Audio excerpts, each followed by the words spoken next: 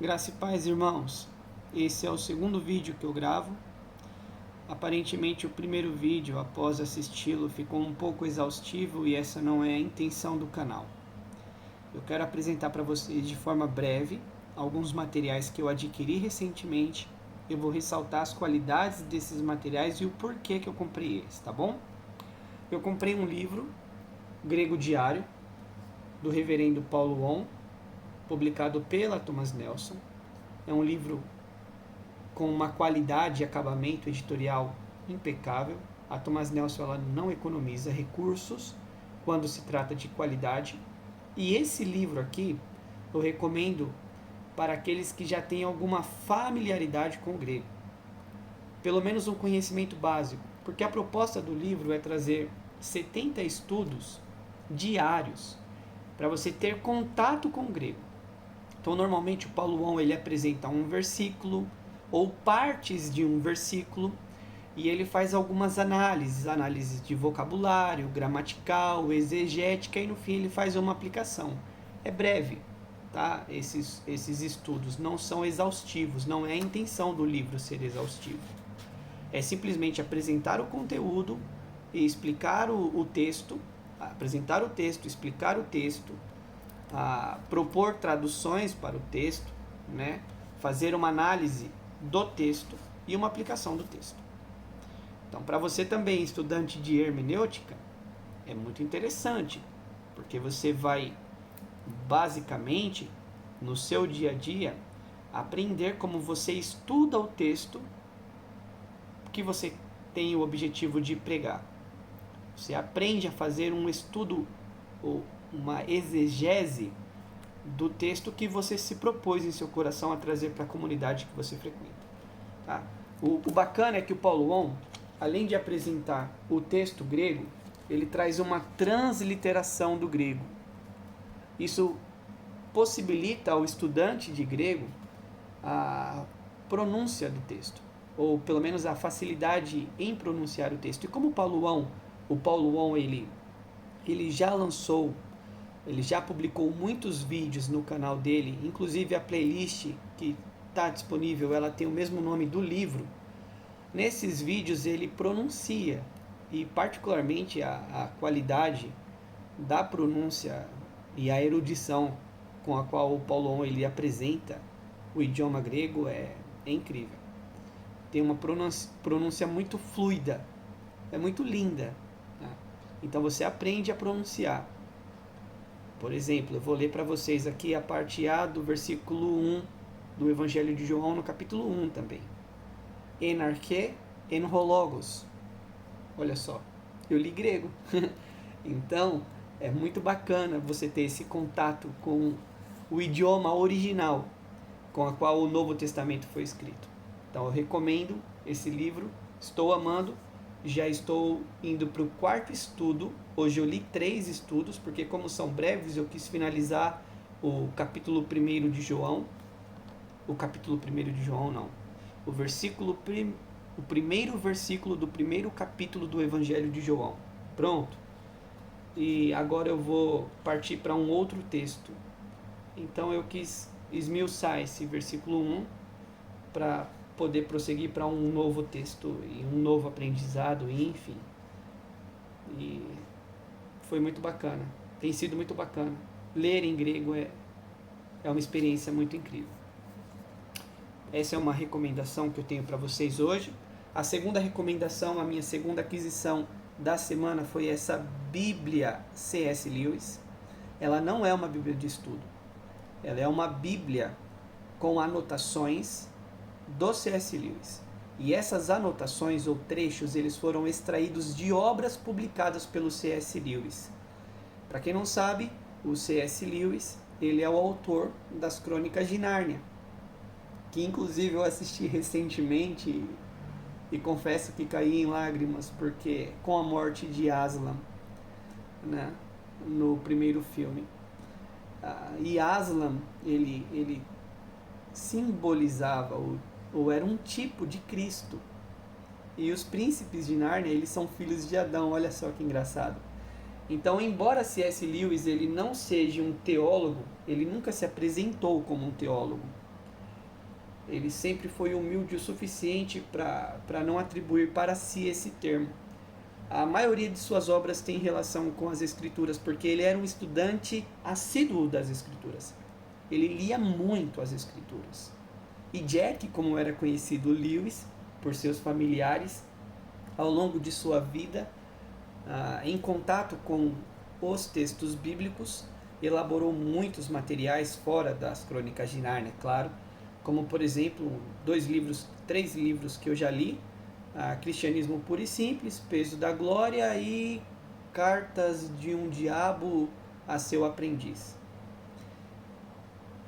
Então você vai encontrar extrações de livros do C.S. Lewis, outras obras, além destas, é claro, além de também extrações de cartas que Lewis enviava para seus seguidores, fãs e para quem escrevia para ele pedindo alguma orientação ou pedindo conselhos para a resolução de algum problema pessoal. E essas cartas de Lewis, elas eram banhadas das Escrituras. No entanto, que trechos destas cartas que ele escreveu estão presentes nessa Bíblia de Estudo. Eu estava lendo já Mateus, o Evangelho de Mateus, e dei início ou continuidade na minha leitura no Evangelho de Mateus nesta Bíblia. E eu já tive contatos com 3 estudos que particularmente foram tapas na cara.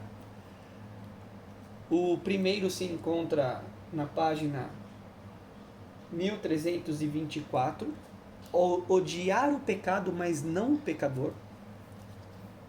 Posteriormente eu li o conteúdo da página 1326, uma nota também, Refletindo Deus de forma perfeita, e há algumas pontas soltas, que são textos para reflexão rápida, de versículos específicos, como é o caso de Mateus 19, 24, que diz assim: E ainda lhes digo que é mais fácil um camelo passar pelo fundo de uma agulha do que um rico entrar no reino de Deus. A tradução utilizada nessa Bíblia é NAA. E para reflexão, extraído do livro O Peso da Glória, sobre o perdão, nós encontramos a seguinte nota: Quem possui Deus e tudo mais, não tem mais do que quem possui somente Deus. Poxa, isso faz você refletir durante sua leitura. Afinal de contas, o que podemos possuir de precioso além de Deus nesta vida? Então, aquele que tem Deus e todo o resto não possui nada além do que aquele que possui somente a Deus. Deus, ele é o bem mais precioso, a pérola de grande valor, né? Aquele tesouro que alguém encontra e vai e vende tudo que tem e compra, enfim, Deus, ele é precioso e não há nada mais precioso do que Deus. O próprio Senhor Jesus disse: de que adianta o homem ganhar o mundo inteiro e perder a sua alma? O que pode o homem dar em troca de sua alma?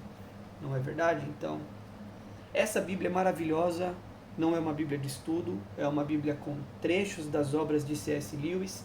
Eu estou amando, tá bom? E eu recomendo para vocês. A respeito da tradução NAA, tem algumas falhas, porém é inegável para aqueles que defendem um texto recebido o fato de que traduções modernas, elas tornam a leitura muito mais fluida. E a despeito dessa disputa eterna entre texto recebido e texto crítico, né,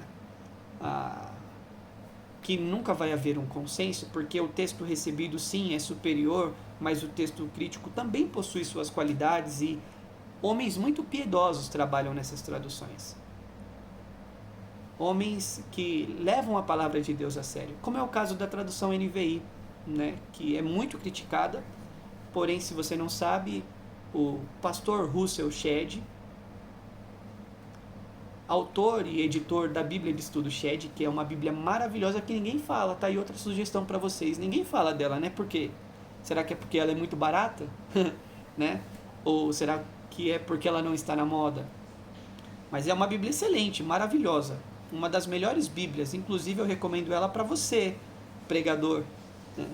Para você jovem que tem interesse em trazer saudações na igreja e empregar na comunidade que você faz parte. Porque a Bíblia de Estudo SHED, ela traz notas homiléticas. Então o SHED, ele pega trechos, perícopes da Bíblia, ou pelo menos normalmente é perícopes, partes da Bíblia, trechos, por exemplo, do verso 25 ao 27. Ele pega trechos da Bíblia e ele destaca pontos para você trazer para a comunidade, trazer para a congregação, para a igreja. Isso é muito, muito incrível. Nenhuma Bíblia faz isso. A Bíblia do SHED faz.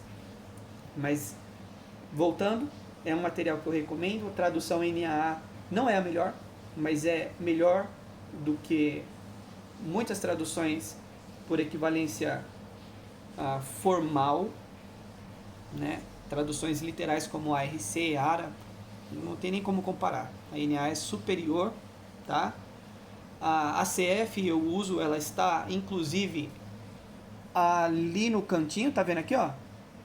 Essa daqui é a ACF RCM, referências, concordâncias e mapas. E ela sempre está do meu lado nas minhas leituras bíblicas, porque eu sim comparo um texto, uma tradução que possui como base um texto crítico, com uma tradução que possui como base um texto recebido. Mas se você não conhece isso, não sabe do que se trata isso, fique em paz, meu irmão, leia a NAA, porque Deus vai falar com você poderosamente, porque é a palavra de Deus, e o Deus da palavra é o Deus que preserva a sua palavra, e eu creio nisso. Prosseguindo. Voltando. A fonte utilizada pela Thomas Nelson em suas Bíblias é a leitura perfeita. E essa fonte, a diagramação, é realmente perfeita, tá? A fonte utilizada pela editora Thomas Nelson é uma fonte sobrenatural. Porque é uma fonte que você lê o texto e não cansa a vista. Eu não sei o que eles fizeram, como eles elaboraram isso. Não sei que bruxaria foi essa, mas eles conseguiram. Eles conseguiram uma fonte para a leitura perfeita. E essa Bíblia traz essa fonte para a leitura perfeita. Prosseguindo, uma recomendação que eu quero trazer para vocês hoje é sobre a Bíblia de Estudo Conselheira. E essa sim é uma Bíblia de estudo. Ela traz 8.000 notas de estudo. Ela é uma Bíblia de natureza devocional. Como já está estampada em sua capa, a proposta dela é para acolhimento, reflexão e graça. As notas de estudo dessa Bíblia foram elaboradas por psicólogos e psiquiatras cristãos piedosos. E isso não denigre nada o conteúdo dela, porque ela é, para mim, a melhor Bíblia de estudo devocional que tem disponível no mercado. De fato, ela é a melhor. Porque o que nós temos hoje são muitos teólogos, mas poucos pastores. Pessoas que estão cheias de conhecimento, mas que não conseguem transmitir o seu conhecimento para a comunidade, para o seu próximo de forma clara e aplicável. É por isso que eu sugiro essa Bíblia. Ela é melhor do que a Bíblia de estudo do Spurgeon, ela é melhor do que a Bíblia de estudo do Matthew Henry, ela é melhor do que a Bíblia de estudo da Herança Reformada, sim, ela é melhor, inclusive, que a aplicação pessoal. Porque eu estava lendo a aplicação pessoal por PDF e essa é infinitamente superior. As notas, de fato, elas acertam o ponto, elas vão no ponto X da questão. É dom de psicólogo, né? É dom de psicólogo entender os conflitos da mente humana. E graças a Deus que Deus nos proporcionou esse material. Para mim, ela é a melhor Bíblia de estudo e ela tem sido a minha queridinha, está sempre do meu lado. Eu levo para a igreja e é uma ferramenta incrível. E quando ela envelhecer, eu vou comprar outra e vou deixar de herança para os meus filhos. Porque é uma Bíblia maravilhosa.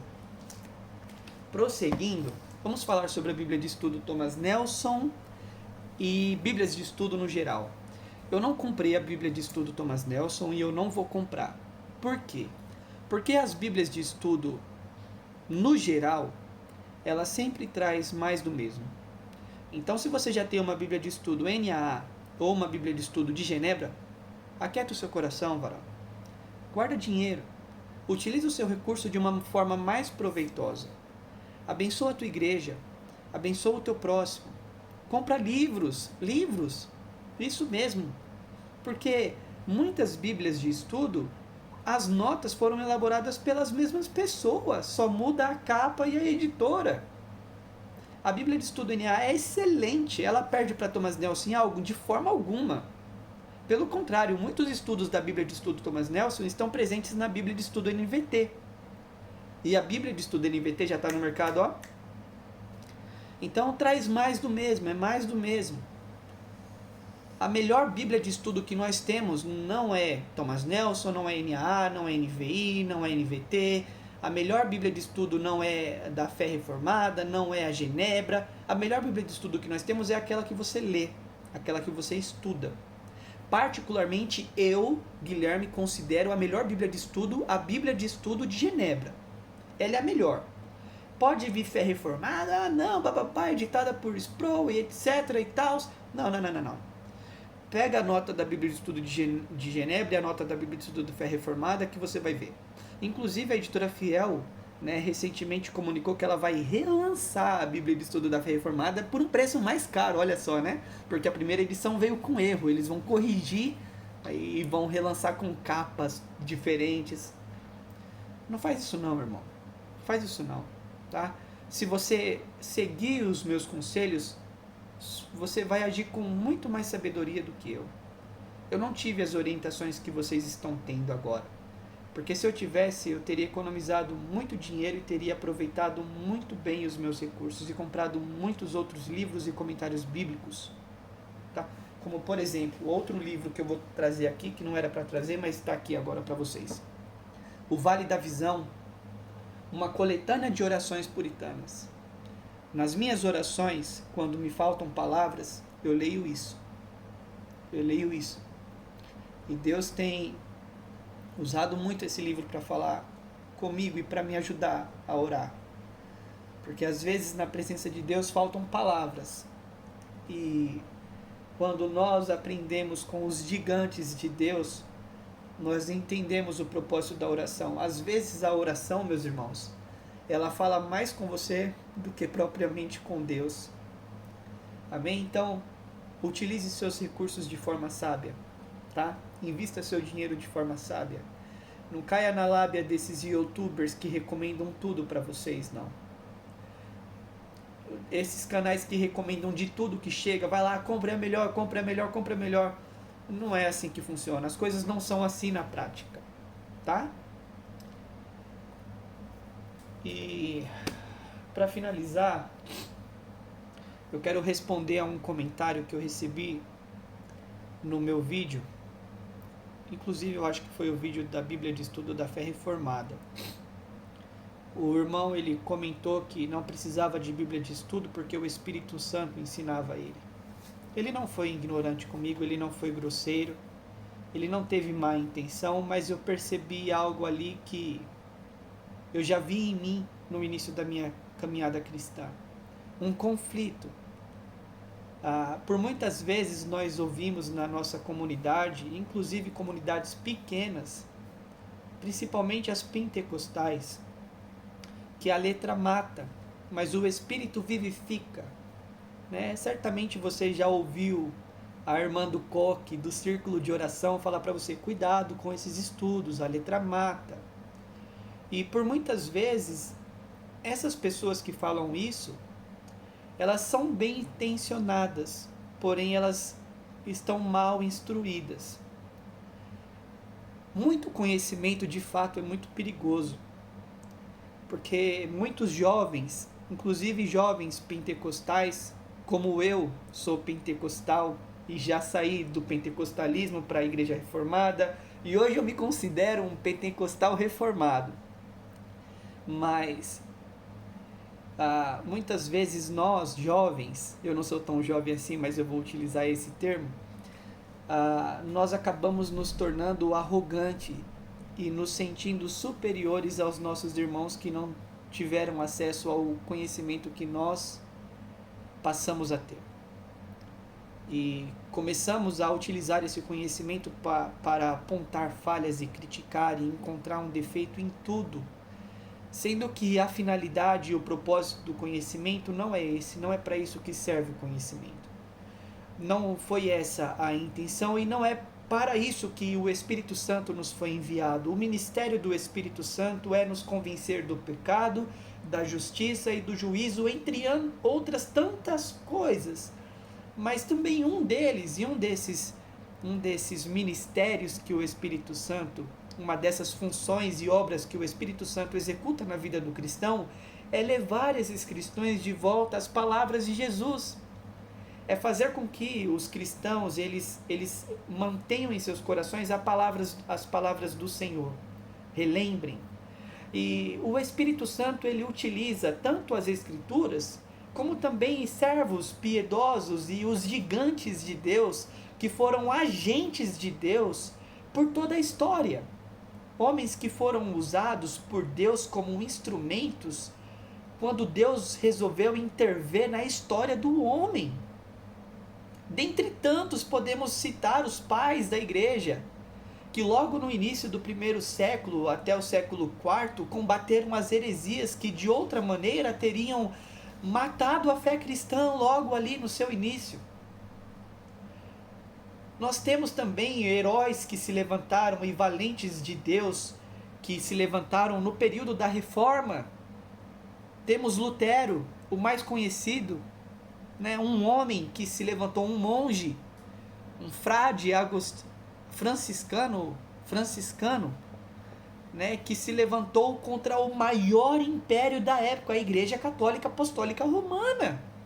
Um único homem, cheio do poder de Deus e do conhecimento de Deus, após ler Romanos capítulo 1, versículo 17, o justo viverá pela fé. Depois disso, a vida dele nunca mais foi a mesma, porque ele teve acesso ao conhecimento, e é o conhecimento que transforma. O povo perece não é porque tem muito conhecimento, mas é por falta de conhecimento, irmãos. E infelizmente eu e você, réis mortais, não temos tempo para ficar o dia inteiro lendo a Bíblia. Que maravilha seria se tivéssemos o dia inteiro para estudar as línguas originais, hebraico, aramaico, grego, e nos tornarmos experts nisso, para fazermos a nossa própria exegese e aprendermos a estudar o texto sozinho por conta própria. Mas não, nós temos responsabilidades, nós temos que trabalhar, nós temos que estudar, nós temos que desenvolver as nossas funções em casa, nós temos muitos afazeres e no fim do dia nos sobra muito pouco tempo para nos dedicarmos ao que realmente importa. Então, que problema há, que mal há, que perigo há em recorrermos a homens que dedicaram suas vidas 24 horas por dia, como é o caso de Lewis, lendo a Bíblia e estudando tantas outras coisas? Homens eruditos, sábios, cheios do conhecimento de Deus, capazes de nos ensinar. Será que não seria muito mais sábio da nossa parte, meus irmãos, nos sentarmos para aprender com esses heróis da fé? Eu não vejo o porquê tanta hostilidade com relação a ferramentas que são disponibilizadas para o nosso crescimento. Para o nosso crescimento. As Bíblias de estudo, elas possuem como principal objetivo levar o leitor da Bíblia a estudar. Você sozinho, meu irmão, que fez o comentário no meu vídeo, não tem a menor capacidade de entender o que o texto diz. Mesmo que o Espírito Santo ilumine os teus olhos, ele certamente o fará, mas fará com o auxílio dos recursos que ele mesmo disponibilizou para o seu crescimento. Porque você precisa entender que entre nós e o texto bíblico há muitas lacunas, há muitos obstáculos. Há o obstáculo do tempo, há o obstáculo histórico, né? Não foi um texto que foi escrito para mim, para você, foi um texto que foi escrito por um povo de determinado tempo, para determinados objetivos. Então há muitas dificuldades que encontramos no estudo que, se não recorrermos a ferramentas, nós não vamos entender. Nós não vamos entender o contexto histórico e cultural da época sem recorrermos a comentários que tratam de contextos históricos e culturais. Entendeu, meu irmão? Então você precisa tirar isso da sua vida, ou pelo menos se livrar dessa armadilha que Satanás tem imposto para o seu crescimento. O conhecimento não mata. O que mata é a falta dele. E se você não cometer os mesmos erros que eu e deixar que o orgulho e a sensação de que você é superior a alguém invada o seu coração, você será um agente de Deus para mudar a história do lugar onde você está inserido. Mas para isso você precisa estudar. O próprio apóstolo Paulo, antes de sua primeira viagem missionária, ele estudou por 14 anos.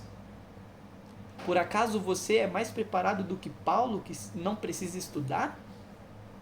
Sim, você precisa. Nós precisamos. E glórias a Deus por isso, não é verdade? Porque é na nossa fraqueza que o poder do Senhor se manifesta. É nas nossas fraquezas e incapacidades que Deus intervém com graça e muda a nossa história. Amém? E era só isso que eu tinha para falar para vocês hoje. Esse vídeo ficou muito melhor. Eu nem vou editar, olha só. Eu vou postar ele direto, você não vai ver nenhum corte. Porque a minha intenção é ser o mais simples possível e abençoar a vida de vocês. E podem contar comigo, se vocês tiverem dúvida, podem comentar esse vídeo. Eu vou disponibilizar para vocês links para compras de alguns materiais que eu trouxe aqui nesse vídeo. Eu esqueci de falar, e como esse vídeo não vai ser editado, eu vou falar agora rapidamente. Eu finalizei a leitura de 2 livros que Deus utilizou para mudar a minha vida, reacender a chama e o espírito de oração em mim. Esses livros são Oração e Vida Cristã, por John Knox e João Calvino, publicado pela editora Vida Acadêmica. E o segundo é Um Panorama da História Cristã, as intervenções de Deus na História, por Hernandes Dias Lopes, publicado pela editora Ragnos. São livros que Deus ele utilizou como ferramentas para despertar o meu coração novamente para a oração e despertar também a minha consciência para a necessidade de um avivamento. Nós precisamos que Deus ele intervenha na nossa história e particularmente que Deus se manifeste na minha e na sua vida, porque somos testemunhas de Cristo. E se nós nos atrevermos a pregar o Evangelho sem o poder do Espírito Santo, sem a presença do Espírito Santo, certamente falharemos em nossa missão. Portanto, a minha oração e a oração que eu faço por vocês é que Deus ele nos dê mais dele como uma fonte inesgotável e riquezas inexauríveis, que Deus ele derrame mais sobre as nossas vidas, que o Senhor Jesus ele venha ao nosso encontro, que o divino Espírito Santo repouse sobre nós e que o amor do Pai e sua misericórdia nos alcance e nos leve ao conhecimento de seu Filho, para que sejamos conformados à imagem do Filho de seu amor. Graça e paz, meus irmãos. Um beijo e um abraço fraternal para cada um de vocês. Até a próxima.